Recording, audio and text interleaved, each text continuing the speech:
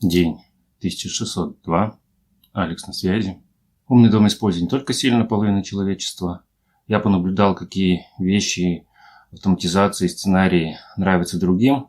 И есть 5 идей для подарков. Ну и чтобы это не была какая-то там сковорода, а устройство, которое полезно в умном доме. Хотя, может быть, у некоторых в умном доме и сковорода будет больше полезна. Есть разные устройства, мультиварки, чайники, холодильники, стиральные машины, микроволновки, которые, в принципе, называются умными. Но, конечно, у них ничего особо умного нет. Это максимум, что они, конечно, подключаются к телефону. Конечно, самое простое и понятное устройство в умном доме – это умная колонка. У меня используется колонка от Яндекса, которую в основном используют для прослушивания музыки. То есть у меня есть Яндекс-станция, которая также могла бы и по телевизору что-нибудь показывать. Но на самом деле это не так востребовано, потому что и качество звука не очень, и управление не очень удобно. Есть, конечно, станция Max, у которой есть еще дополнительный пульт, и можно с помощью этого пульта управлять. Поэтому, конечно, основная функция – это прослушивание музыки. Ну, на самом деле, вообще эту колонку я приобретал себе на подарок, но в целом я сейчас использую ее гораздо меньше, чем у меня другие используют. Ну и если уже в умном доме имеются какие-нибудь розетки или выключатели умные, то уже можно будет управлять с этой колонки этими выключателями и розетками. Но, конечно, тут надо будет вспоминать, какие команды говорить, как называется разное устройство, что не очень удобно. Ну и на самом деле, конечно, можно на этой колонке настроить разные сценарии. Они будут соответствовать каким-то определенным действиям, которые легко запомнить. Например, я отследил за тем, какие команды произносят, и, соответственно, мог поднастроить какое-то устройство, например, его переименовать соответствующий, чтобы, например, «включи огонь» означало включить определенный светильник на какой-нибудь определенный режим. Ну, наверное, только какой-нибудь торшер, все знают, что он торшер, и будут называть его именно так. Но также часто используется планшет, который у меня установлен в качестве дашборда умного дома.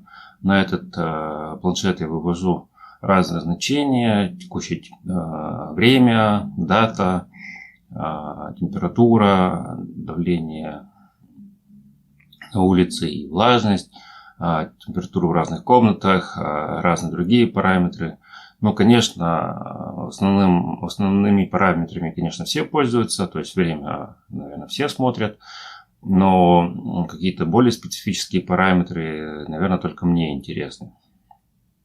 И, конечно, можно этот планшет заменить на какую-нибудь метеостанцию, которая просто умеет выводить заранее преднастроенные параметры.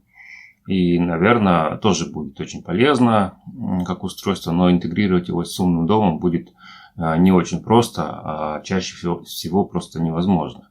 Поэтому, если уже задумываться о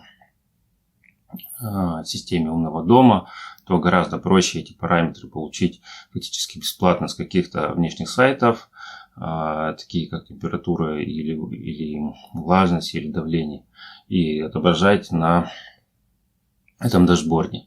Также можно получить и совсем несложно данные о прогнозе погоды, об осадках разных, и это тоже очень полезно, и в принципе их выводить можно и на этот планшет. Но здесь сложность возникает такая, что для того, чтобы туда выводить информацию, все-таки использовать стандартные шлюзы фирменные, там, Xiaomi или Tuya не получится. Все равно нужно будет использовать какое-то решение, либо с помощью специальной программки на этом планшете настраивать этот дашборд, выводить туда разные параметры и фактически вручную настраивать и получение этой всей информации, ну, либо использовать какой-нибудь внешний сайт, например, подключиться там к сайту, например, там, Яндекса или еще какой-то странички готовой в интернете и просто с нее транслировать, например, это прогноз погоды или какую-то другую информацию. Ну, а если это все-таки уже есть своя система умного дома, то можно сделать вывод туда разной информации, то есть и, допустим, выводить и расписание, например, с телефона, ну или какие-то другие полезные сведения, например, список покупок или еще что-то в таком роде. Ну и, конечно, сам планшет и дашборд я не дарил. Это вышло случайно, что у меня просто был старый планшет, который валялся без дела, и я его применил в качестве дашборда. Ну и оказалось, что действительно это всем удобно, и практически все пользуются этими устройствами. Также у меня есть умные весы, но на самом деле они фактически не очень умные. Они, конечно, показывают разные параметры, включаются через специальную программку к телефону, и можно в этом приложении смотреть, что в итоге состояние тела, состояние здоровья. Но на самом деле, например, когда я купил весы, было одно приложение, потом почему-то весы были от Xiaomi. Через некоторое время производитель поменялся, и приложение нужно было уже другого производителя какого-то использовать. Поэтому, чтобы не заморачиваться с этим приложением, я просто интегрировал эти весы в систему умного дома. Они работают по протоколу BLE, ну, фактически это Bluetooth. И в системе умного дома я уже дальше обрабатываю параметры все необходимые, то есть весы пересылают вес и импеданс, а дальше уже в системе умного дома с помощью специальных формул, алгоритмов получаются необходимые значения, которые можно будет уже смотреть. И я их сохраняю тоже в базу, и довольно удобно получается через некоторое время смотреть детальную статистику по изменению веса или состояния здоровья. И на самом деле у меня эти весы уже почти год.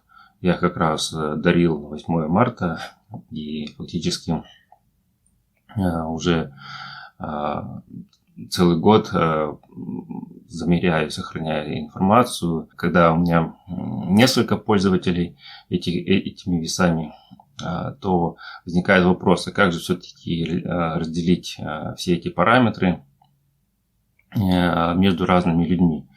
И в самом приложении там это тоже сделано не очень замудренно, это просто определяет по весу, и если вес в каком-то диапазоне, то весы показывают, ну точнее приложение показывает, кто взвешивается. Но если, допустим, вес совпадает или очень близок, то весы не могут определить правильно и человека, и уже нужно вручную выбирать конкретно, кто на весах. Была такая идея просто купить еще одни такие же весы, и чтобы люди с похожим весом взвешивались на разных весах, и тогда не будет такой проблемы с точки зрения определения. Но в итоге я просто понял логику работы. Понятно, что вес и импеданс, они очень сильно зависят от возраста, от других параметров.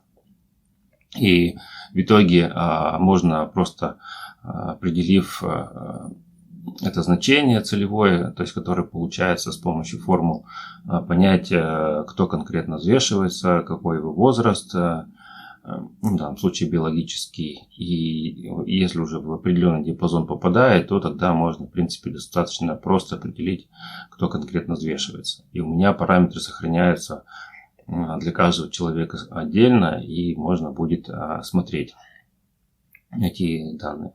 И также у меня в момент самого взвешивания система тоже отправляет уведомления в Telegram через Telegram-бот.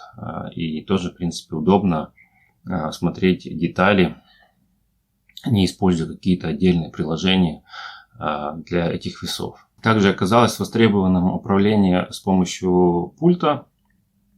У меня сделано так, что пульт от телевизора имеет достаточно много кнопок, и они фактически не задействованы сейчас для управления самим телевизором.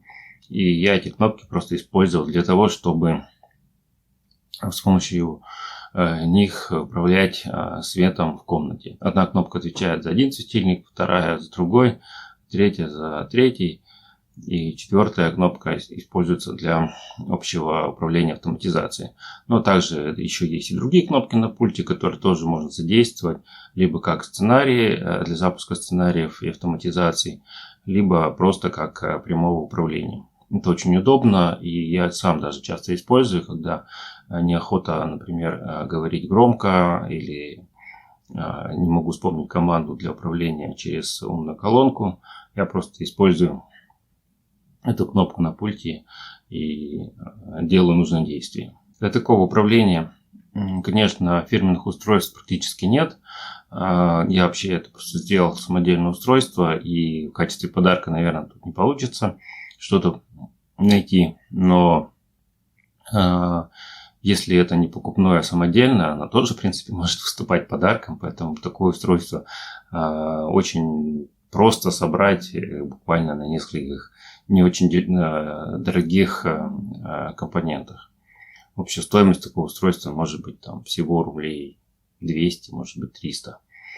И есть несколько устройств, которые позволяют тоже управлять разными вещами, например, такими как телевизор или кондиционер, с помощью голоса. Это либо Яндекс.Пульт, либо есть такой же похожий пульт от ProTlink.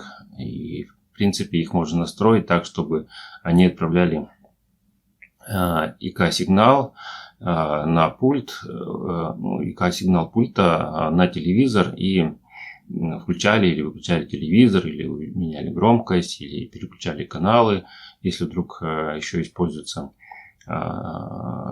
телевидение на телевизоре.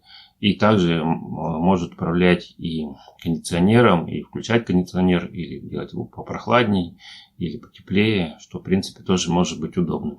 Ну и в качестве подарка можно еще купить что-нибудь, какую-нибудь подписку на что-нибудь мультисериальное. И все равно подписка будет полезна, потому что даже умная колонка, она будет недостаточно умная без подписки, и нельзя будет на ней слушать музыку. Так что, конечно, эта подписка будет тоже очень полезна в умном доме.